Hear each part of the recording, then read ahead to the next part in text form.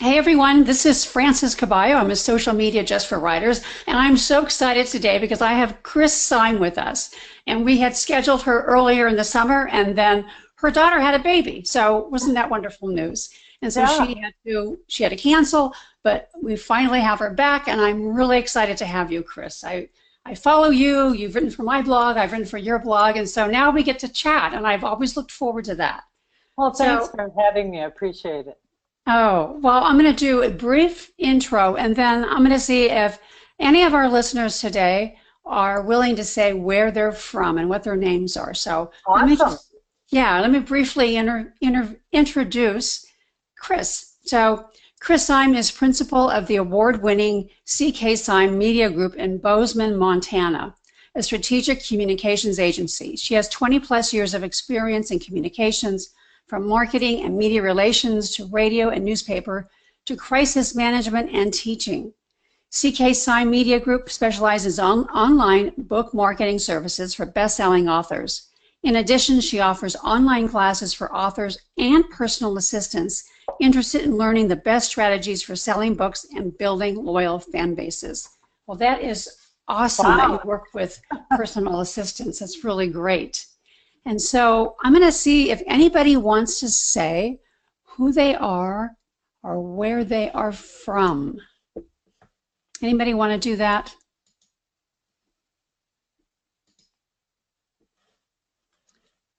Let me see.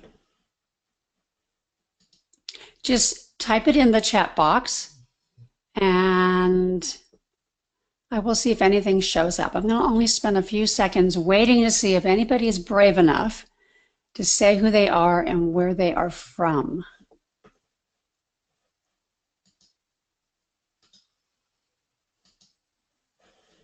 Well, let me see.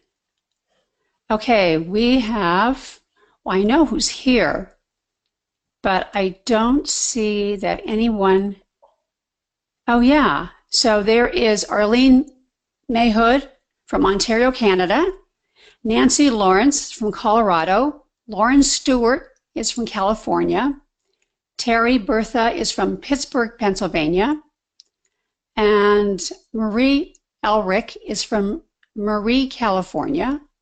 Elizabeth Wilkerson is from is is from Philly, and let me see, Lynn Jericho from, let me see, where is that? Chapel Hill, North Carolina.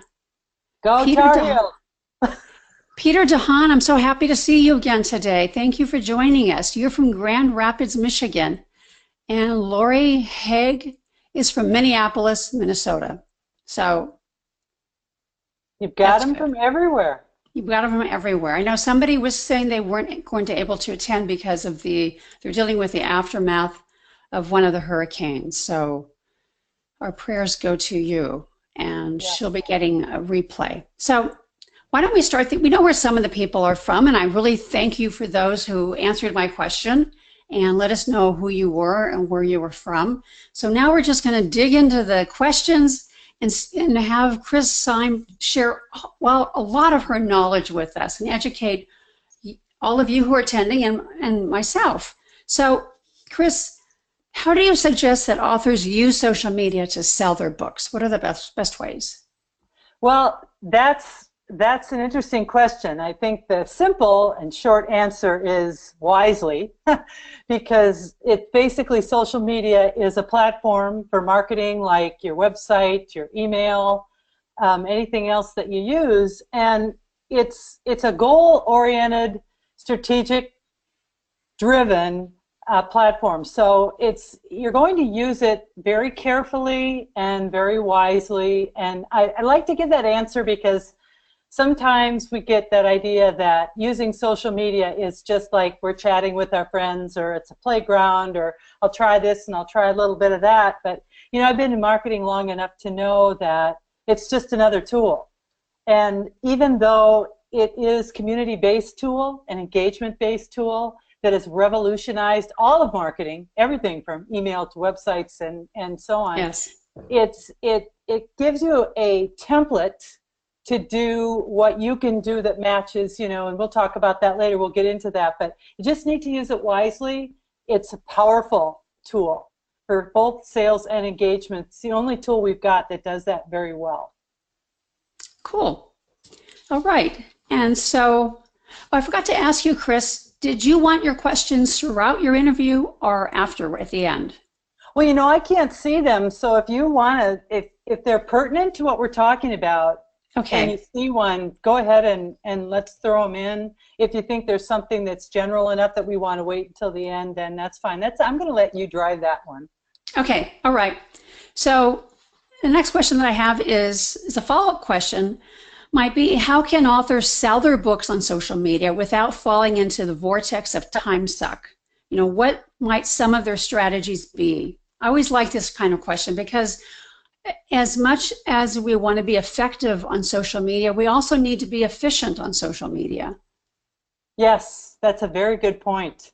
And I would just play off of that point, actually, saying, you know, when it comes to time suck, I think there are 3 basic things that we need to look at to help authors figure out how to navigate that. And the first one is, I think you just have to come to grips with the fact that FOMO is real, that fear of missing out drives a lot of that time suck, and that the idea that there's always a new tool or a new strategy or a new tactic or somebody's doing something that I'm missing out on, and what is that? I mean, that's a killer right there. And I think the way you fight that is just by educating yourself that you don't have to be everywhere, that you choose your presence strategically, and that you're okay with somebody else being on Snapchat and you don't have to be there. And I think that that quest for information is a great quest, don't you agree? I mean, we all want to learn, right? But there's a line where that crosses over sometimes into something that's kind of dark, and that is, if I don't do this, I'm not going to succeed. And I just want to encourage everybody that's here to know that you can choose a strategy and work that strategy really well, and you don't have to worry about what's going on around you. And I think a lot of that's just confidence that I know what I'm doing. The second thing I think next to FOMO is you have to separate your personal social media time from your business social media time. And I know a lot of people are doing this, but if there's one place that I see authors and anybody, it's any sector, because I've worked with a lot of different sectors, get stuck in social media, is when they're on Facebook, let's say, putting up a post, loading up an image. All of a sudden they see that little red, 5 on the little world up there, and they think, oh, there's 5 things I have to go look at, not realizing, sometimes I don't think we realize that could be 5 things from my personal profile. Right. And so that you have to really be judicious and strict with yourself and schedule times. I'm a big believer in scheduling marketing time in the day, because I don't think it should just be something that floats in and out. Like, well, I got a couple of minutes, I'm going to go on social media. I think that when you're writing, you schedule your writing, schedule your marketing, and then at night, or when you're waiting for the kids after school and you're on your phone, whatever, you can look at your personal social media all you want. But do get in the habit of separating those 2 out. Take care of your business social media and get out. If you want to go back in and do personal stuff because you got a break, that's fine. But don't mix your guys together, as they say in there. Just keep them separate. The other thing that I think is really necessary is to understand that management styles can be a time suck. Let me give you an example. A while ago, I put little videos out on time to time from Facebook Lives that I do in my student group online. And one of the things that I noticed that people were complaining about a lot was the time management involved in actually managing my social media page. It seemed like I had to go in there all the time. And I started asking people, well, how are you doing that? How are you managing your Facebook page? Well, I go to my page, and I look through everything and see if there's anything new. And I said, well, there's a way that you can save yourself a ton of time by just going to your page and clicking on Inbox up in the left-hand menu bar and seeing if there's anything there. And if there's nothing there, get out of there. Yeah. Don't go to your page and start looking around and then go to a group or two that you joined and look around there. If it's really just management of your own page, put up your post whenever you've chosen your time to put up your post, and then go in a few times during the day, look at your inbox, see if there's anything there that you have to actually answer or comment on or thank somebody for something or whatever, and then get out. And a lot of people don't manage their pages that way, and I'm really kind of surprised at that, because that's an easy thing to just get in there and get out with. All right. That's a really good point. Yeah. And I think a lot of our day as writers, because I write too and you write, we all do a lot of stuff, is we've got to find that productivity groove that works really well for us. And part of that is not finding more tools, but is figuring out how to use the tools we already have better. And I found that because I have 2 Facebook groups of my own plus a page, and then I manage some pages and groups for other people. And if I don't use a productive way of managing those pages, I could do that all day long. And right. I don't have anything that pops up on my desktop that says somebody liked something. You know, I turn off all notifications. The only time I go in there is when I open that tab on my browser. I don't keep any social media tabs open on my browser. If I'm writing, my internet's completely off my desk. But if I'm working on the internet, I don't keep Facebook or anything open unless I'm going in there to do some work. That's just something I've had to train myself to do, because you and I we can get lost in that vortex of time suck too. Oh, absolutely. And I think your point of separating your business social media from your personal social media is an excellent one, because sometimes I mix the two. And I'm realizing now that that's part of my problem. I should not mix the two. And that's when I lose time, is when I go in there to post something for a client, and then I peek at my profile, and then I'm on the news feed, and then 5 or 10 minutes goes by, and then it's if you're lucky. If I'm lucky. Exactly right. If it's been a long time, if it's been a while and there's a bunch of videos in there you want to watch, or it's just I think, to me, my news feed on my personal Facebook page is a huge time suck, and yes. I only go on there at night. I don't even look at it during the day, because there's nothing there that needs my attention. If somebody wants to get my attention, they'll message me, and I can see that when I go in to my Facebook dashboard and see that that's there. So I don't go there during the day unless I have nothing else to do, and that's not very often. So, and a lot of people know that, and my family's really tolerant about that. And if people want me, they text message me. So yeah, that's true. That's true. There's always texting. So how do writers earn trust on social media? We know that social media is great for engagement, but trust is needed for that engagement to occur. So how does all that come about? I'm so glad you asked that question. Good. Because I think that we take that for granted. As a matter of fact, I see on my Facebook page every day people that are taking that for granted, think that I'm just there as a wallet and not as a person. And so I think that trust comes when you give people value, and you give it authentically.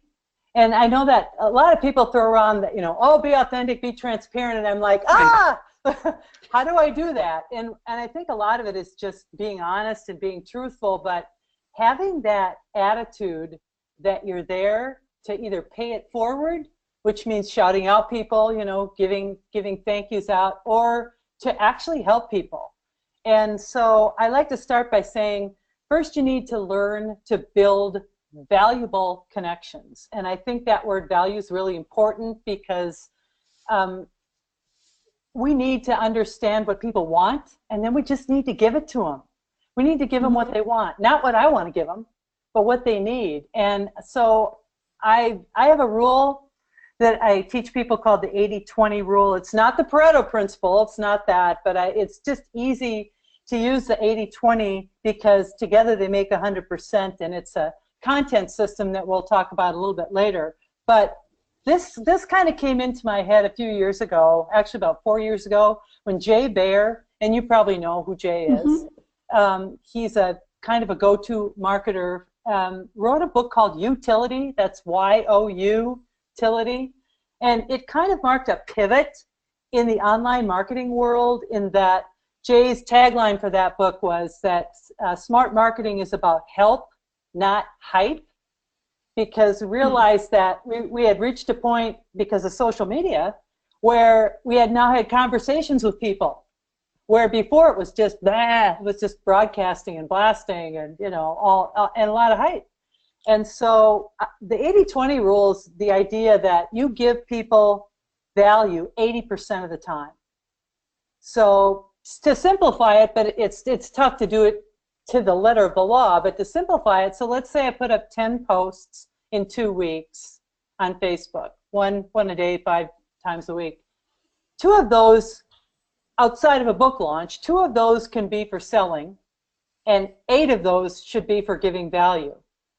And that's just, you know, anything that you decide to do, whether it's pets, travel, food, behind the scenes of my writing, events, whatever it is, you got to do that 80% of the time, because what that does is it shows people that they're not a wallet, they're a real person, and you care about building a relationship.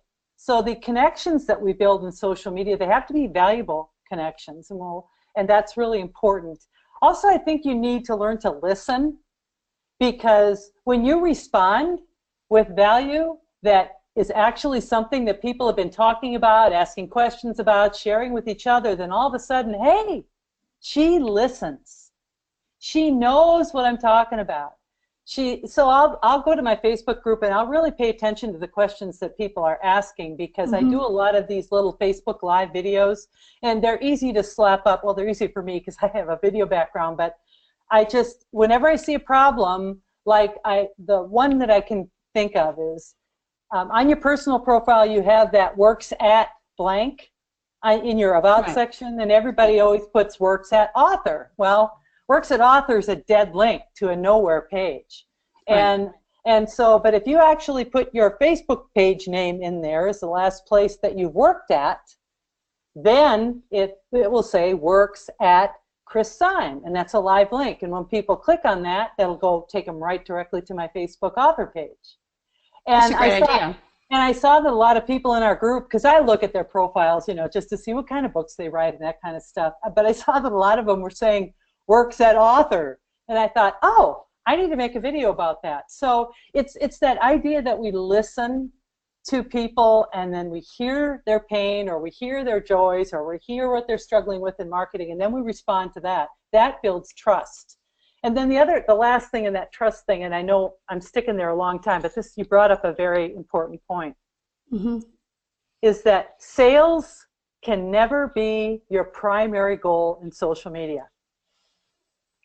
That they just can't.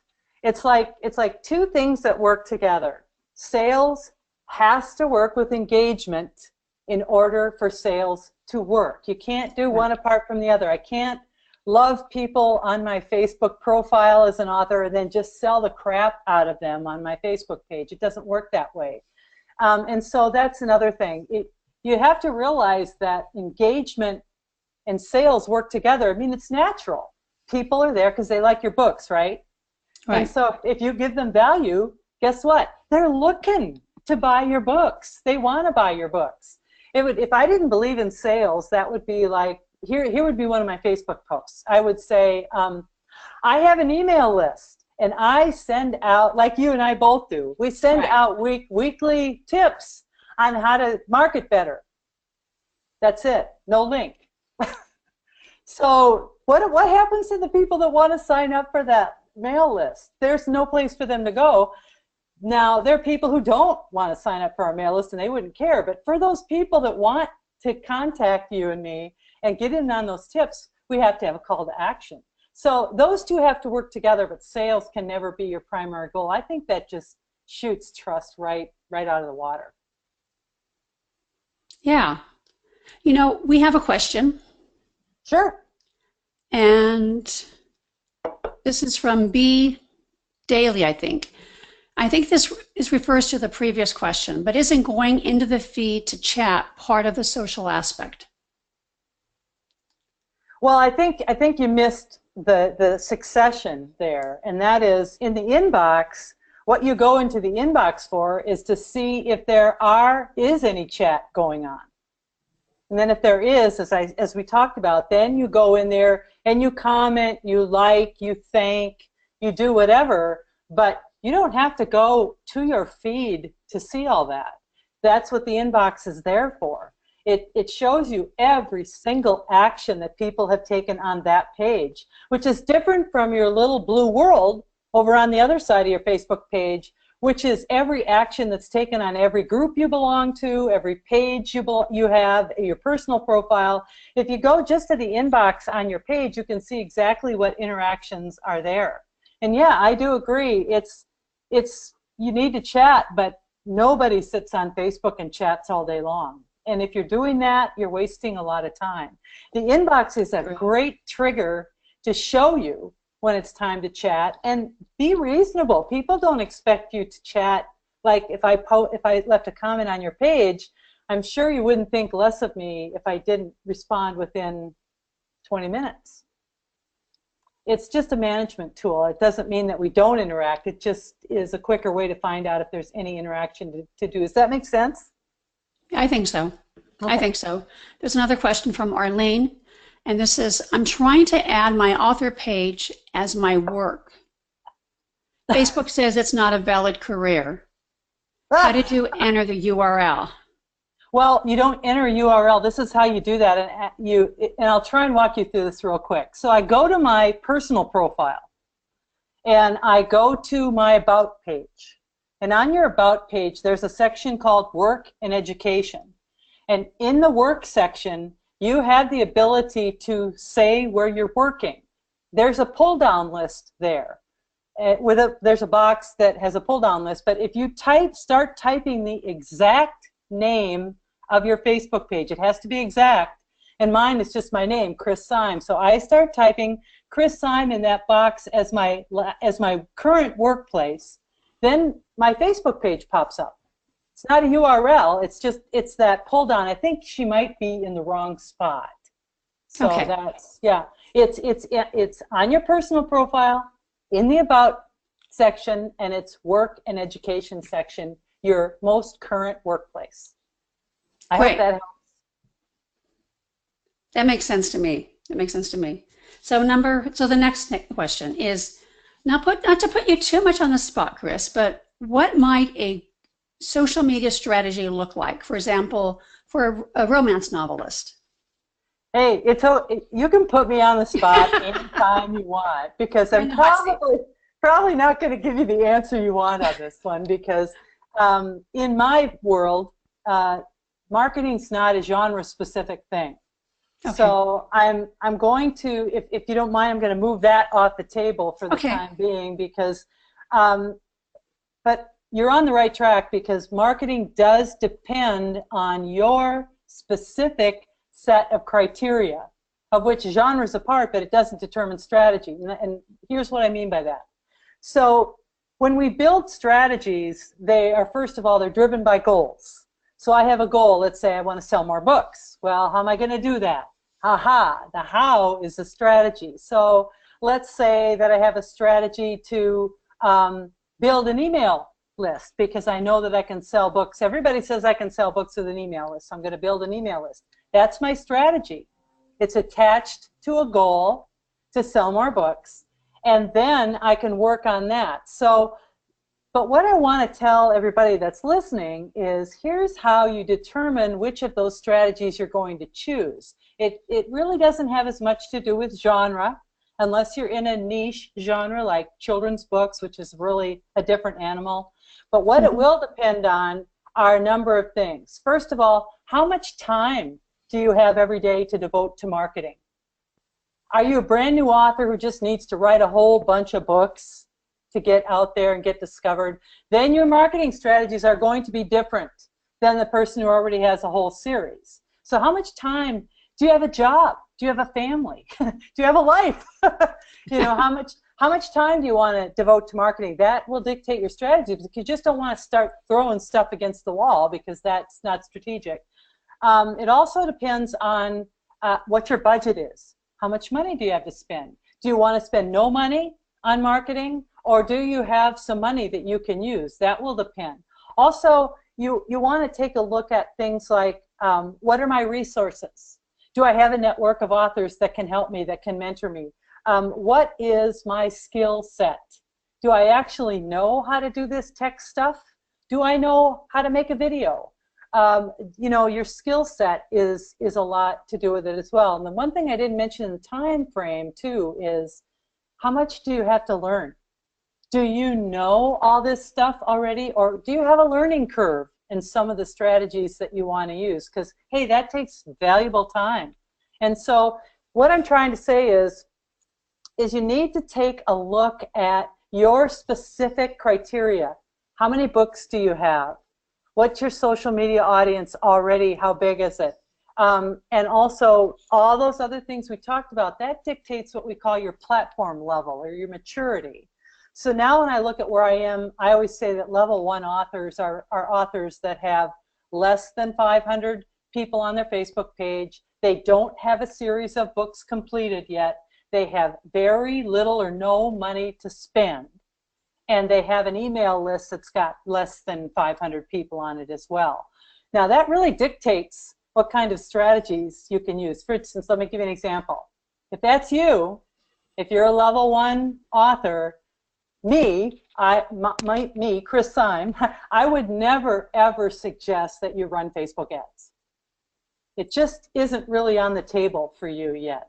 There's a lot of other organic things that you can be doing in addition to writing, which, believe it or not, at the end of my podcast, I always say, and always remember, that writing that next book is your best marketing strategy. So you just have to take all of the little things that make you and where you are in your journey right now, put a pin in that map, and then you start looking at what kind of strategies do I have, can I do within the time that I have. And you got to prioritize. You know, that I just wrote a book called The Newbie's Guide to Sell More Books with Less Marketing. And in that book, I basically address those people that are like level 1 authors. And all I say is that just 3 things. Don't complicate it. Get a Facebook page, get a website, and build an email list. If you could just get that going, then you can figure the rest of it out. But I think we hear too many, look what I did to succeed stories, and we forget there's a journey that person had to go to get there. So that's, I know it's a circuitous, long answer, but your strategies really depend on where you're at in your business. Because, you know, being an author is a business like any other business, like you're selling appliances or running a grocery store. It's a business, and if you want to sell more books, so you can write more books, then you really need to look at it from a where am I, what can I do with what I got, how can I get to the next level kind of an attitude. So I hope that helps. That is excellent. We have a question from Ben Lunt. Email lists seem like a natural good route until I think about how easy it is to begin to ignore emails and to become one of too many emails which you no longer open. There's no question there. It's just a comment. I agree.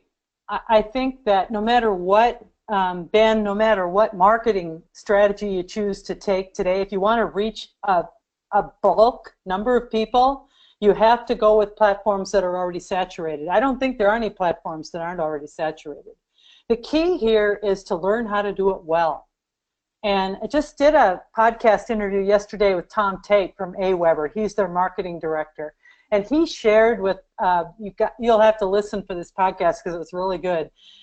We got a question from somebody in my group, how do I get in the inbox? Not just how do I get open, but how do I get in the inbox? Everybody's worried about Gmail. You know, you got promotion tab, you got this tab, and that tab. Yeah. And so we had him on, and he gave us a whole bunch of really good tips on how, not just how to get in the inbox, but on how to build your audience and engage them. Because email has now become an engaged platform. And I know you do a little email marketing course for your email list when you join your email list. Yes. You're still doing Yes. that? Yeah. I still do that. And so I think what that's a really good example right there of how you engage people after they sign up for your email list. And one of the things Tom said yesterday is if you just sign people up for your list and you never follow up, and then all of a sudden 6 months later you send them an email, and that's the first time they've heard from you since they've signed up, they're probably going to mark you as spam because they don't have any idea who you are for the very same things that Ben said. You know, too many emails, you know, blah, blah, blah. I'll tell you what, I get a lot of emails, and I bet you do too, Frances, that you delete, but you don't unsubscribe. Right. And then because they every once in a while they give me something really good that I want to look at. I also get a lot of emails that I unsubscribe to. And I get some that I mark as spam because who the heck are these people? I never signed up for that. Right. But we all have that handful of people that are, let's go back to what we talked about before, that are giving us that value, that are hitting that sweet spot of my pain point, that know exactly what I want. And if you can make your email marketing so that it hits those notes, and then when your book comes out, then you just send out an email on your book launch as well. But in between those times, make sure you're giving them something of value and engaging with them. And even putting out a poll question once in a while, just so that you start to make that email marketing more interactive, because that's where it's at today in marketing. It's building valuable connections. It's treating your fans like people and not like wallets. Yeah, absolutely. Absolutely. And that, you know, that goes for Facebook, that goes for email, that goes for a lot of stuff. Yeah. And, you know, there are some emails that I read once in a while, so I may delete some, but I'm going to read other ones. I can think of one email, it's from Dan Blank, and it's his weekly blog post. And I've been subscribed to Dan Blank for quite some time, and I always read his email. You know, once in a while, if I don't have time, I may delete it.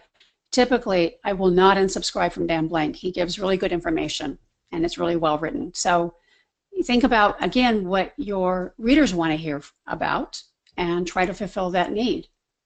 And I think you don't have to worry about them deleting or unsubscribing from your email list. So next question is, explain why some authors lose interest in social media. For example, they can get stressed by it, frustrated by it. What can they do to counter these feelings? You know, I'm thinking of, I was on a teleseminar recently, and with Nina Amir, and she was interviewing me about social media. And then she asked people to come on the air and ask a question. And she said, I wish I were underwhelmed, but now I'm overwhelmed. I think that's how people can sometimes feel about social media. So what is your answer, Chris? Well, wow, I bet you if I bottled that, I could make $1 million. But I think the answer, the first of all, I think we all have to admit that life looks a lot like that in a lot of other places. I think a lot of us feel overwhelmed, especially people who are writing as a second career, trying to bump that to their only career. Those people are totally overwhelmed. And I think of people with families, people who are caregivers, people who, you know, life is overwhelming. But we can manage social media. Some of the things in our life we cannot manage. We can manage social media. So I'm going to jump back to something that we talked about here just a few minutes ago, and that's that ugly, awful FOMO. You have to get rid of the fear of missing out. And I think if you do that, if you can get yourself to that point, and with a lot of people, it is a process because some of us have an addiction to social media, and so we have to wean ourselves away from some of that. But if you can just be confident that you're not missing out on anything that you really need to make a difference, then that's the first thing. Another thing is, I think there's often a lack of understanding of what the real cost is of social media when you get into it, because everybody says, oh, it's free, yay, let's jump on let's get a profile on every channel, you know. I mean, but yet there's that awful thing called time that is the biggest cost of all, especially for not maybe young, but new authors who are first starting out, because a lot of times you have to rely more on organic means of marketing because you don't have a big budget yet. And that takes time. And so people get discouraged because they put in all this time and they don't get anything back, or they don't see anything back. So make sure that you understand that there's a cost in social media, and that should be one of your motivations for not having to be everywhere. Another thing that I think really contributes to this is something I call copycat marketing. And I know that you probably know what I'm talking about, and that is that peer pressure that we have when somebody writes a blog post about how they sold 5,000 books on Amazon in 1 week. And here's the formula that you can use. And Josh Bernoff wrote a great post about this morning on his blog, Without Bullshit. He's a writing instructor, and these are called the Succeed Like Me stories. They're the stories where everybody wants to tell about their successes, and they're harmless. People have good motivations. They're not, oh, let's see if you can do what I did. It's, I want to help you do what I did. But what people don't realize when they start copying what other people are doing without having the same kind of platform, the same kind of markers, the same kind of social media audience, the same kind of email list, and more importantly, the same book portfolio, you're going to fail. And it's going to be really hard for you to learn how to scale that strategy that bestseller is just laid at your doorstep for you if you only have one book. So be really careful about looking at Succeed Like Me stories and doing that copycat marketing. Make sure that you are a good fit for whatever it is you're trying to copy. And I think another thing is that a lot of times we fail to have goal-driven strategies in marketing. And we do this thing where we just throw stuff up against the wall, see if something sticks. I always like to call it shooting at a target blindfolded. And some of this we see in blog posts. You know, somebody said, well, I'm doing this, do this, so I'm going to shoot that arrow. But I actually have a blindfold on because I don't have any idea why I'm doing it. Here's the key there. If your why is that it worked for Susie Q over here, that's the wrong reason to do it. You have to bring that back to your platform and say, why will this work for me? How am I going to do this on my platform? And if you can answer all those great questions, then by all means, you've taken the blindfold off, go ahead and shoot that arrow. But don't just copy whatever comes along because somebody said, you know, I'm doing this. I was on a Facebook group the other day, and because they were talking about Amazon Marketing Services ads. Mm-hmm. And one author was talking about, well, if I just bid $10 a click, will I get the ad? And I'm like, oh, I felt so sorry for her. I wanted to just reach out to her and say, don't bid $10 a click on an Amazon Marketing Service ad. But she had no idea. All she knew was that somebody said you have to do this, and by golly, since it's the latest and greatest thing, I better go do it now. And so I just feel for people that feel that pressure, and that all comes from this pressure to succeed, to do that thing that we all want to do, and that's be a writer. I want to be a writer. That's what I want to do. And sometimes that sends us down that dark path of I'll do anything and everything it takes. And I try and take those people and bring them back and say, sit down in this chair. I want to talk to you. I want to show you how you can spend less time doing that and get more book sales and have more fans. But it really, people, you got to buy into that thing first, that you're just not just going to try something because it worked for somebody else. Does that make sense? It does. It does. Yes. I mean, we hear a lot of success story on podcasts and blogs everywhere. And just because I have them on my podcast, so I'm not, I'm not saying don't showcase authors. I'm just saying, you know what I'm saying. Be careful.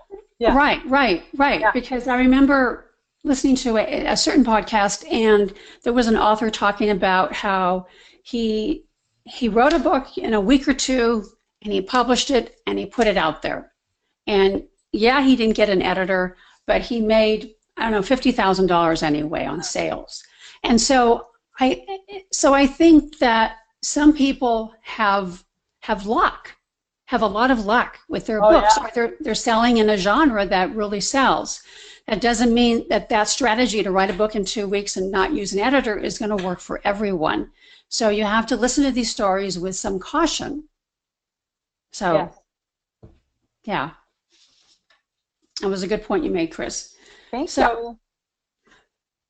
I read a book that Chris wrote called Smart Social Media for Authors, and the quote that I really liked was this one: "We think a platform will deliver an audience, but a platform just delivers a message to an audience we have already built." Can you talk a little more about that comment? Yes. Before I go on, I have to give kudos to Jeff Rohrs, because that's a quote from his book Audience. And the thing that we want to remember too when we hear that quote is that when we talk about platform here, we're not talking about platform levels like we just talked about. We're talking about a channel, a social media channel like Facebook or a blog or whatever, email. That's a platform. And they do just deliver channels. And the thing that we have to remember here about this concept of just remembering that a channel just delivers a message is that delivers a message to who? It has to be people. It has to be an audience that you've already built. Nobody writes a book for everybody. So I'm sorry, I hope that didn't burst anybody's bubble, but I can't just put up a Facebook page, go on Facebook, write a message, sit back and wait for people to come and engage with it. It doesn't work that way. So what I need to do is I really need to key in on this idea of who are my people? Where are they? What do they want to know? And you need to learn a simple, way to do audience research to find out where your people are hanging out, where's the best place to reach them, and those kinds of things, because you've got to build the audience. The platform just delivers the message. So that's a two-prong, process. And if you miss that process of building the audience, then you're really, you're going to struggle, I think. Yes. We have quite a few questions, so I'm going to go to other people's questions. So the first one is from Ben, and it said, email lists seem like a natural, oh, you already asked that question. Yep. Okay, this is from Christy. I am launching my third self-published book, the second book of the series. What would you recommend I do on social media to launch the book? Boy, Christy, I wish I could ask you, are those her only 3 books that she's ever written? But it's second in the series, right? Second, the third self-published book, the second book in the series, okay. That's right. Okay, so you're a level 1 author. I think that you need to make sure that, and I don't know where you are in the process, how far out from your launch you are, but as soon as you can, start building an email list. That has got to be the #1 priority. And you can do that 2 places. You can do that on your website, and you can do it on a Facebook page. You can do it anywhere. But you need to come up with a lead magnet. I know authors sometimes call these reader magnets. They're a free chapter or something from your upcoming book or your first book that you can use to entice people to sign up for your email list. And then depending on how far out from your launch you are, you need to be communicating with that email list on a regular basis. Let's say you're 6 months out. Send them an email once a month and update them on your progress. Introduce yourself, tell stories about yourself. There's a lot of great classes out there. I've got a free one on my website about how to start an email marketing list at cksyme.com. Just go to the free online class thing and click on it, and there's a free course in there. Francis has a course on how to set up an email marketing program. I think that there's a lot of information out there for you. That's #1. #2 is get a Facebook business page going. That gives you the opportunity to use all the tools that are there, including the shop tab. You can embed your email form on Facebook. You can get the free Booksy author app and put that on there as well. That's another shop. So I always tell people to put the shop tab up at the top, the free Booksy app up at the bottom on the menu on the left-hand side. I hope I'm not losing people, because all those tabs on your Facebook page are movable, and you can change them around. But just start doing what we were just talking about, Christy. Build that audience and get your people ready. And can I just say one more thing? Because I think this is really key. My daughter was the first one that told me this a long time ago, and she's a USA Today best-selling author, and she's written, 30, 40 books, maybe more. I'm probably not giving her due, but I remember once when we were working on a new series in a new genre, and I was getting all uptight about that first book in that series, and I was just blowing a cork because the sales were not what I wanted them to be. And she was like, I don't think we have to worry about these first couple of books. What we really need to start thinking about is the long-term sales of the whole series. And so I'm not saying that you shouldn't worry about launching and selling, but what I think can help temper this and can give you a little bit of confidence is that if you write books in series, 3 books, 4 books, 5 books, whatever, 25 books in a series, you have to think of that series as a product line, like Kellogg's cereals, let's say. And Kellogg's has maybe 50 cereals that they have to sell in that line. And they wouldn't be making any money if all they sold was cornflakes. And so that one product is not going to make or break your business. The idea of building a business with multiple products, with multiple books. So hang in there is what I'm trying to say. Do the best job that you can do with the first few books as an indie publisher, and just keep remembering that if you do the right things and you work hard at your craft and write better books, it's going to pay off down the line. And don't get too concerned about your first couple of books. Just work and work and work at it when you've got time to do it, but just keep writing. That's the best advice that I can probably give you. That's great. Long-winded answer there. So. And Lauren Stewart says, to previous answer, that was awesome, Chris. It shows how much you actually care and why I hope you are insanely successful in the future. Nice. Thank you, Lauren. Same back at you. And that's why I got into book marketing, is because I alluded to my daughter. I was actually very successful, had a very successful job in college athletics. And I quit that to do a number of things, take care of my mother who had dementia and needed care, but to help my daughter market her books because she was just frustrated with the lack of advice at that time. That was a while back. And then her friends started asking me to help them, and then their friends started asking for help, and then we had to set up a Facebook group, and then the thing just kind of grew to something that I never imagined, but it's always been about helping authors understand that your book is a product and you are building a business.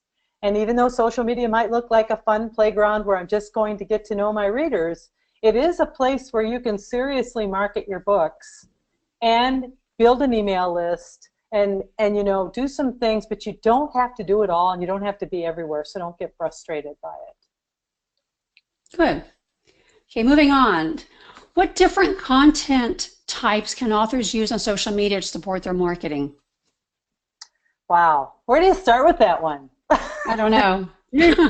That's like a loaded cannon, and it's aimed right at my head. So let's figure this one out. There's a ton of content types out there. When we're talking about content types, I'm sure that you're talking about things like blogs, video, that kind of thing, and not channels like Facebook, Instagram, right. That kind of thing. Yeah.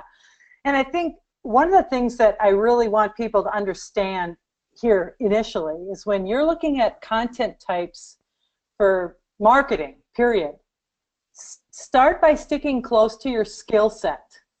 And I think that is very important because as you develop marketing materials and assets, you're going to have to learn more. There's a learning curve involved in this because this culture is changing all the time. So if you don't, for instance, if you don't know anything about video, don't know the first thing about how to do Facebook Live or anything like that, don't bother with it until you have all the main pieces set up because it's outside your skill set. And so just be really, really cognizant. And we talked about this earlier, remember when we talked about why are people getting discouraged? people are getting discouraged because somebody comes along and says, hey, everybody's got to be on Facebook Live. And so you're just pulling your hair out thinking, how do I do this? And you start Googling all this stuff and looking for how am I going to do Facebook Live? And my answer for you is forget about Facebook Live. If you're savvy, tech savvy, and you can learn this stuff like this, then maybe that's something you want to look at. But it's not necessary. And I think that what we have to do is we have to understand that we have to look at content not as an entity, like I'm going to do blog posts every month, I'm going to do this many of these, I'm going to take 20 pictures for Instagram a month, I'm going to do all this. But you've got to approach content from a quality viewpoint. And so if, let's just say I'm going to start with my Facebook page, I'm going to learn how I can get a high engagement rate on my Facebook page. Because then people will start seeing my stuff, they'll start interacting with my posts, they'll be able to sign up for my email list, they'll be able to do all this stuff. And authors often ask me, well, what can I do to up my game? And I just tell them, learn how to be a better copywriter. You know, writing a book is not the same as writing copy and for content. And so there's just these little things that I think you can do, but most of all, you got to start with that mindset that content's about quality. You don't want to produce crap. That's the bottom line. So if you don't know, can't figure out how to use Instagram well before you get on Instagram, don't worry about Instagram. Because you don't want to start off crappy, because then you've got an extra hard road to get to quality, and you're losing people all along the way. So do what your skill set likes. I know authors that absolutely love to blog, and they are engaging with their blogs. They talk about lots of different things on their blogs. I know authors that just absolutely love to talk with their fans. So Facebook groups is where they are at, and they develop their advanced reader team there. They do lots of stuff there. But it has to do with, and I hear this all the time, oh, well, I'm going to do what I like. Well, that may be good, but you may really like Instagram. But when you come to use it as a marketing tool, it might be harder than just scrolling through your feed and looking at pictures. So I want to stay close to my skill set first. If I take a lot of pictures with my phone and they're really good, and I am in a genre where it's very visual, then I might want to think about that. But don't just do stuff just to do it. So start with what's comfortable for you. Start where your skill set is. Take a look at where your author platform is. And remember, don't try and level jump too much. So content, if we're talking about ads, Facebook ads, those kinds of things, again, I just think they're kind of a bust for people that just have 1 or 2 books out. That's good advice, really good advice. Let me see here. This is going to have to be the last question because it's 11:25 and I don't want to take too much more of your time. So we'll stop with this question. So in your book, you discuss, and I'm thinking of Smart Social Media for Author's Book. So in your book, you discuss the importance of conducting audience research. How can a new indie author go about this task, and what are some of the necessary steps? Well, the good news is you don't need any money to do audience research, and you just need time. So you have to have time, and you can start out by just listening.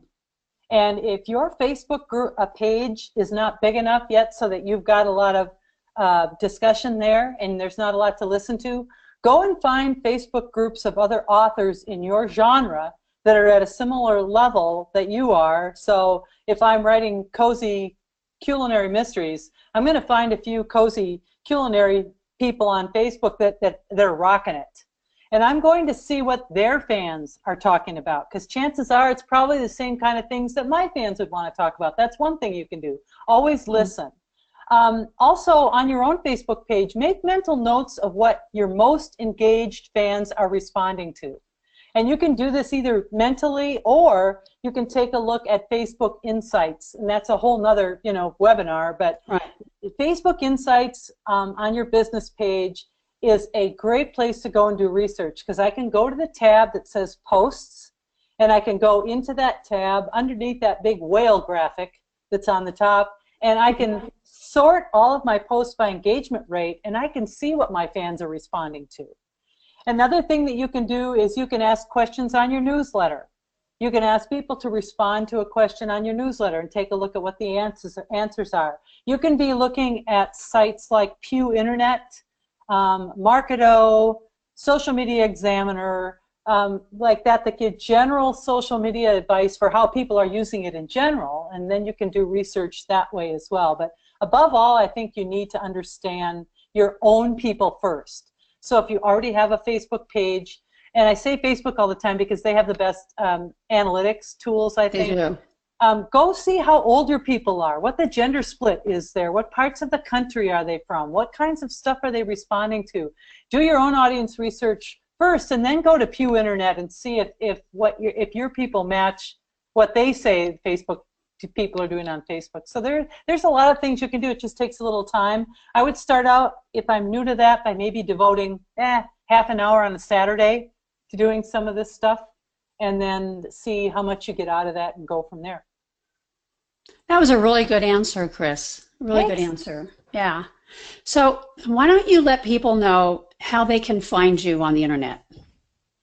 Well, I think the best thing to do is probably, depends on what you want out of me. So if you want to sign up for a free class, I've got about 4 of them going right now. I've got one on audience research, as a matter of fact, that will walk people through that from the beginning. I would go to my website at cksyme, that's CKSYME.com, and look at the menu headers, and there's a menu header there that says free online courses. You can go there and know that when you sign up for my free courses, you're also signing up for my email list. I always tell people that. I have a Facebook group called Smart Marketing for Authors that you can get into if you're an author. And I also have paid courses. You can see those on my website. Like, for instance, I put out a weekly newsletter every week that's kind of a synopsis of what's going on in the marketing world that week. You can sign up for that on my website as well. And also I have a Facebook page. And that's about all I really give people anymore, because I'm so sporadic now on Twitter and Pinterest and all that rest of that stuff that it's really hard to connect with me there. I'm kind of sticking to Facebook and my website. So good. Thanks for asking. Did you want to talk about your Facebook course? Oh, thank you. Yeah, I've got a brand new course that's out. It's how to set up a Facebook page that sells more books. And what it does is Facebook has changed enough in the last 6 months even, so that people are kind of in a conundrum about what should I be doing there, how should I be setting should I use the shop tab, should I not, where does my email form go, all this kind of stuff. And what I did was I put together a short course. It's got 7 videos in it, and it's, I think that you can find that just by going to my Facebook page or to my website, and that'll be there. But the course takes you through the whole thing, from the actual nuts and bolts of setting a page up, a business page, if you're not sure that yours is set up the best way. And then we go into images, and we talk about content, and I talk about my content system. We talk about page management and using more productive methods to manage your page. So that's all there at cksyme.com, and it's in the online classes tab. It says free online classes, but there's on my paid classes are in there as well. Fabulous. All right.